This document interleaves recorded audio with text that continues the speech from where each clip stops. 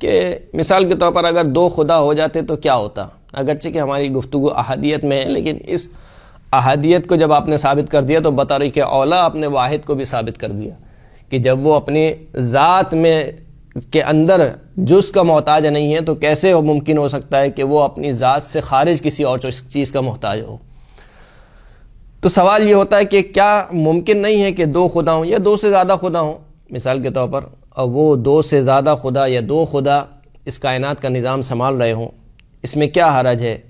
جیسے مثال کے طور پر ہیں بھی بہت سے ثنویت کے قائل ہیں، ایک خدائے شر اور ایک خدائے خیر، دو خدا کے قائل ہیں کہ ایک خدا وہ ہے جو خدائے خیر ہے، نیکی اور بھلائی کا خدا ہے، اور ایک خدا وہ ہے جو خدائے شر ہے، جو شر کا خدا ہے، برائی کا خدا ہے.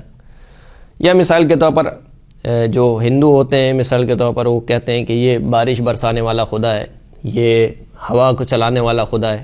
تو اس میں کیا حرج ہے؟ نظام تو چل رہا ہے. تو دو خدا ہونے میں آخر حرج کیا ہے؟ ہم مان لیں کہ دو خدا ہیں، کیوں ہمارا اصرار ہے کہ ہم ایک ہی خدا کو مانیں، اس کے علاوہ کسی خدا کو نہ مانیں؟ تو ہمارا سوال یہ ہے کہ یہ جو دو خدا ہیں جن کو آپ کہتے ہیں کہ یہ دو خدا ہیں، آیا یہ دونوں بے نیاز ہیں یا نیاز رکھتے ہیں؟ بے نیاز سے مراد یہ ہے کہ ان کو کسی کی ضرورت نہیں ہے، یہ جیسا چاہے حکم کریں، جیسا چاہے حکم صادر کریں، جیسا چاہے نظام چلائیں. اگر آپ کہتے ہیں کہ یہ دونوں بالکل بے نیاز ہیں، یعنی نہ اس کو اس کی ضرورت ہے نہ اس کو اس کی ضرورت ہے، تو اس کا مطلب ہے کہ پھر کیا نیاز ہے؟ اگر ایک شخص ایک خدا جو ہواؤں کو چلانے والا ہے، وہی خدا بارش بھی برسا سکتا ہے یا نہیں برسا سکتا؟ اگر آپ کہیں کہ برسا سکتا ہے تو کیوں نہیں برسا رہا ہے؟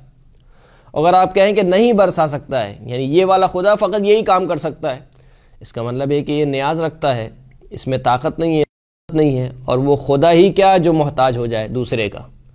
تو یہ جو دو خدا ہیں، یہ دو خدا اگر ہر اعتبار سے بے نیاز ہوں تو دو نہیں ہو سکتے. یہ پھر دو نہیں ہو سکتے، کیونکہ یہ جو دو خدا ہوں گے بہرحال ان دونوں کی ایک سلطنت ہوگی، جس سلطنت میں ان کی خدائی قائم ہوگی.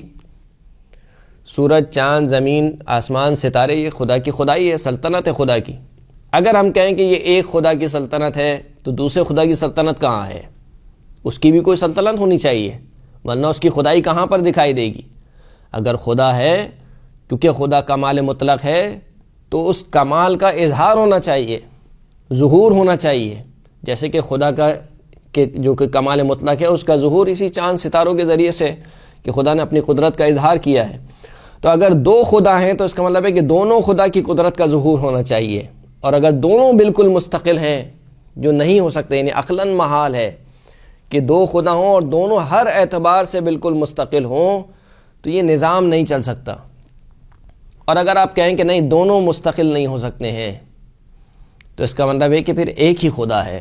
جو مستقل نہیں ہے وہ خدا نہیں ہو سکتا. جو اپنے کاموں میں محتاج ہے، یا اپنے ارادے میں محتاج ہے، یا اپنے کسی حکم کو نافذ کرنے میں کسی کا محتاج ہے، محتاج شے خدا ہو ہی نہیں سکتی. خدا نام ہی اس چیز کا ہے جو ہر اعتبار سے بے نیاز ہو. یا ایھا الناس انتم الفقراء الی اللہ واللہ هو الغنی الحمید.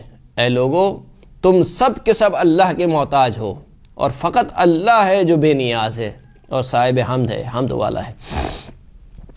تو دو خدا یوں نہیں ہو سکتے کہ یا تو ہمیں یہ ماننا پڑے گا کہ دونوں بالکل مستقل ہیں، یا پھر ہمیں یہ ماننا پڑے گا کہ دونوں بالکل مستقل نہیں ہیں. اگر دونوں مستقل ہوں تو یہ عقلاً محال ہے کہ دونوں بالکل مستقل ہوں. تو اس کا مطلب ہے کہ دونوں کی خدائی ہمیں دکھنی چاہیے، دونوں کے نظام ہمیں دکھنے چاہیے. اتفاق سے یہی سوال کسی نے امام رضا علیہ السلام سے کیا، اور کہنے والے نے کہا کہ فَلِمَا وَجَبَ عَلَيْهِمُ الْإِقْرَارُ وَالْمَعْرِفَةُ بِأَنَّ اللَّهَ وَاحِدٌ أَحَدٌ. پس کیوں واجب ہے لوگوں کے اوپر کہ وہ اس بات کا اقرار کریں اور اس بات کی معرفت رکھیں کہ اللہ واحد اور احد ہے، یعنی ایک یکتا اور تنہا خداوند کریم ہے، اس کے علاوہ اور کوئی خدا نہیں ہے. امام نے فرمایا لعللن، اس کی بہت سی علتیں ہیں. بہت سی وجوہات ہیں اس کے اوپر، بہت سی دلیلیں ہیں. 3 دلیلیں یہاں پر امام نے پیش کی. پہلی کیا ہے؟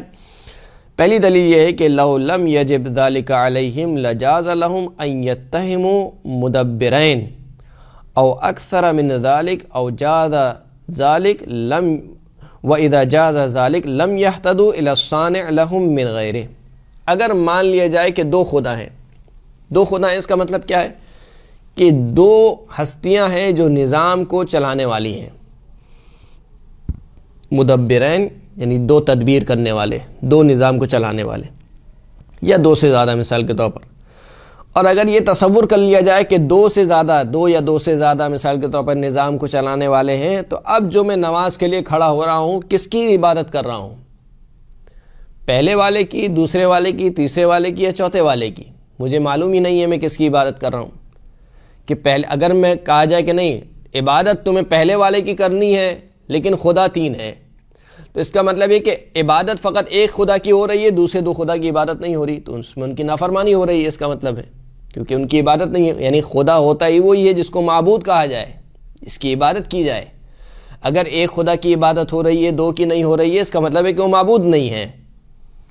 تو امام فرماتے ہیں کہ اگر یہ تصور کر لیا جائے کہ 1 سے زیادہ مثال کے طور پر تدبیر کرنے والے، نظام کرنے والے ہیں، لم یہتدوا الی الصانع لهم من غیرہ، تو جو ان کو خلق کرنے والا ہے اس کی طرف ہدایت نہیں پا سکتے. کیسے ہدایت نہیں پا سکتے؟ لأن کل انسان منہم لا یدری لعلہ انما یعبد غیر الذی خلقہ. اس لیے کہ جب 1 سے زیادہ خدا کو مان لیا جائے تو کوئی انسان نہیں جانے گا، اس کو علم نہیں ہوگا کہ میں جس کی عبادت کر رہا ہوں آیا یہ وہی ہے کہ جس نے مجھے خلق کیا ہے یا نہیں، میرا خلق کرنے والا کوئی اور ہے، میں عبادت کسی اور کی کر رہا ہوں. مثال کے طور پر کہا جائے کہ ایک خدا خلق کرنے والا ہے، ایک خدا بارش برسانے والا ہے، ایک خدا رزق دینے والا ہے. اب اگر میں عبادت کر رہا ہوں تو آیا میں اس کی عبادت کر رہا ہوں جس نے مجھے خلق کیا ہے یا نہیں، میں کسی اور کی عبادت کر رہا ہوں؟ نہیں معلوم ہوگا.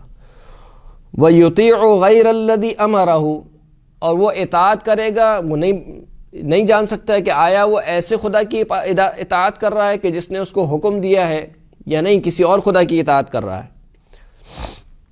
فَلَا يَكُونُ عَلَى حَقِيقَةٍ مِّن صَانِعِهِمْ وَخَالِقِهِمْ، پس ایسی صورت میں حقیقت میں وہ اپنے صانع کو، اپنے خالق کو نہیں پہچان پائیں گے. وَلَا يَثْبُتُ عِنْدَهُمْ أَمْرُ آمِرٍ وَلَا نَهْيُ نَاهٍ، اس صورت میں ان کے نزدیک کسی حکم دینے والے خدا کا حکم ثابت نہیں ہوگا اور کسی خدا نہیں کرنے والے خدا کی نہیں ثابت نہیں ہوگی. اذ لا يعرف الآمر بعینہ ولا الناہی. پھر اس کے بعد امام فرماتے ہیں کہ لو جاز ان یکون اثنین لم یکن احد الشریکین اولا بان یعبد ویطاع من الآخر وفی اجازت ان یطاع ذلک الشریک اجازت اللہ یطاع اللہ وفی اللہ یطاع اللہ الکفر باللہ. کہا کہ اگر 2 خدا کو مان لیا جائے، 2 یا 2 سے زیادہ خدا کو، جو دونوں شریک ہوں خدائی کے اندر، تو ان دونوں میں سے اگر کہا جائے کہ اس کی عبادت کرنی ہے اور اس کی عبادت نہیں کرنی ہے، تو کوئی تو وجہ ہونی چاہیے کہ جس کی وجہ سے کہا جائے کہ یہ عبادت کے لائق ہے، یہ عبادت کے لائق نہیں ہے. یعنی اس میں ایسی کیا خصوصیت ہے کہ اس کی تو عبادت کی جائے مگر اس کی عبادت نہیں کی جائے؟ تو کوئی نہ کوئی چیز ہوگی، یعنی کوئی نہ کوئی مرجح جسے کہتے ہیں علمی زبان میں، کوئی نہ کوئی مرجح ہونا چاہیے، کوئی علت ہونی چاہیے کہ میں اس کی عبادت کروں مگر اس کی عبادت نہیں کروں. اور اگر اس کو ترجیح حاصل ہے عبادت کرنے میں، اس کا مطلب ہے کہ اس کو ترجیح حاصل نہیں ہے. جب اس کو ترجیح حاصل نہیں ہے تو اس کا مطلب اس میں عیب اور نقص پایا جاتا ہے، اس میں فضیلت پائی جاتی ہے، اس میں عیب و نقص پایا جاتا ہے، اور جس میں عیب اور نقص پایا جائے وہ خداوند کریم نہیں ہو سکتا. اور پھر دوسری بات، اگر کہا جائے کہ اس کی عبادت کرنی ہے، اس کی عبادت نہیں کرنی ہے، اس کا مطلب ہے کہ اس کی عبادت کر رہا ہے، اس کی اطاعت کر رہا ہے، دوسرے کے ساتھ کفر کر رہا ہے. اور کفر باللہ یہ جو ہے وہ جائز نہیں ہے عقلاً، کہ انسان اللہ کا انکار کرے، اللہ کے ساتھ کفر اختیار کرے، یہ جائز نہیں ہے. پھر اس کے بارے میں امام فرماتے ہیں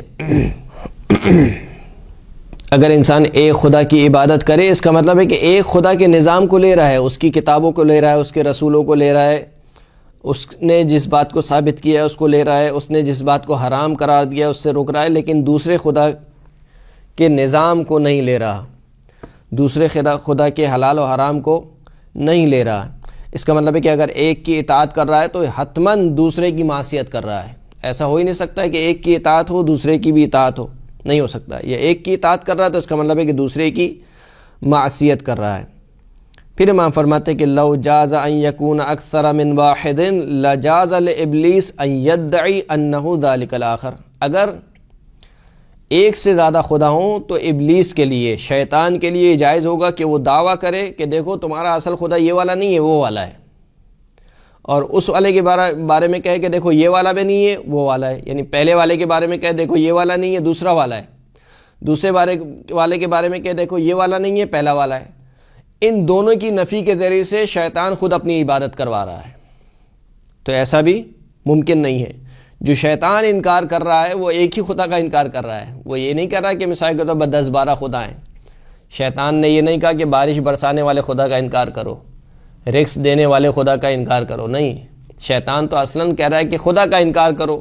کون سے خدا کا انکار کرو؟ یعنی اس کے نزدیک، شیطان کے نزدیک بھی ثابت ہے کہ خدا ایک ہی ہے اور اسی کا انکار کرنا ہے، ورنہ اگر 10-12 خدا ہوتے تو شیطان 10-12 خدا کا انکار کرواتا کہ اس کا بھی انکار کرو، اس کا بھی انکار کرو، اس کا بھی انکار کرو۔ شیطان ایک ہی خدا کا انکار کروا رہا ہے۔ تو اس کا مطلب یہ ہے کہ خدا جو ہے وہ ایک ہی ہو سکتا ہے۔ بہت واضح دلیل جو قرآن مجید نے بھی دی اور جو مولا کائنات امیر المومنین نے بھی بیان کی، لو کان فیہما آلہۃ الا اللہ لفسدتا، اگر زمین اور آسمان میں اللہ کے علاوہ کوئی اور خدا ہوتا لفسدتا، تو یہ زمین اور آسمان برباد ہو جاتے۔ بہت واضح ہے کیوں برباد ہو جاتے، اس لیے کہ جب خدا کی خدائی ہے اور خدا اپنی خدائی کو حاکم کرنا چاہتا ہے اس نظام پر، اور خدا کے نظام کے تحت یہ زمین اور آسمان چل رہے ہیں، تو اگر کوئی دوسرا خدا ہوتا تو یقیناً وہ اپنے نظام کو، اپنی خدائی کو ظاہر کرنا چاہتا۔ ایک خدا کہتا ہے کہ مثال کے طور پر آج یہاں پر سورج نکلے گا، دوسرا کہتا ہے نہیں وہاں پر سورج نکلے گا۔ ایک خدا کہتا ہے کہ مشرق سے سورج نکلے گا، دوسرا کہتا ہے کہ نہیں مغرب سے سورج نکلے گا، ایک کہتا نہیں شمال سے نکلے گا، ایک کہتا نہیں جنوب سے نکلے گا۔ تو ایسی صورت میں ہوتا کیا، نظام دھرم برہم ہو جاتا۔ یعنی اس کائنات کا نظام جب ہم دیکھتے ہیں تو ایک نظام کے تحت یہ کائنات چل رہی ہے، اس کا مطلب ہے کہ اس نظام کو تدبیر کرنے والا، چلانے والا کوئی ایک خدا ہے جو اس نظام کو چلا رہا ہے، جس کی قدرت سے نظام چل رہا ہے۔ اگر ایک کے علاوہ اور کوئی خدا ہوتے، بہت سارے خدا ہوتے، تو یقیناً وہ اپنی خدائی کا اظہار کرتے اور ان کا بھی نظام ہوتا۔ جب ان کی خدائی اس نظام میں حاکمیت پیدا کرتی تو اس کا مطلب ہے کلیش ہوتا، دو نظام آپس میں ٹکرانے کے نتیجے میں کیا ہوتا، زمین اور آسمان تباہ ہو جاتے۔ اسی بات کو مولا کائنات نے نہج البلاغہ میں بیان کیا، وَاعْلَمْ أَنَّهُ لَوْ كَانَ لِرَبِّكَ شَرِيكٌ لَأَتَتْكَ رُسُلُهُ وَلَرَأَيْتَ آثَارَ مُلْكِهِ وَسُلْطَانِهِ وَلَعَرَفْتَ صِفَتَهُ وَفِعَالَهُ وَلَكِنَّهُ إِلَٰهٌ وَاحِدٌ، کہ اے میرے بیٹے اگر تیرے رب کا کوئی شریک ہوتا تو اس کے بھی رسول آتے، اس کی بھی کتابیں آتی اور اس کی ملکیت کے آثار ظاہر ہوتے، اس کی خدائی ظاہر ہوتی اور اس کی سلطنت ظاہر ہوتی، اور تم اس کی صفت کو ہی پہچانتے، اس کے افعال کو ہی پہچانتے، لیکن اس کائنات میں سوائے ایک خدا کے کوئی دوسرا خدا نہیں ہے، جیسے خود خداوند کریم نے اپنی توصیف بیان کی ہے۔ صلی اللہ علی محمد و آلہ الطاہرین۔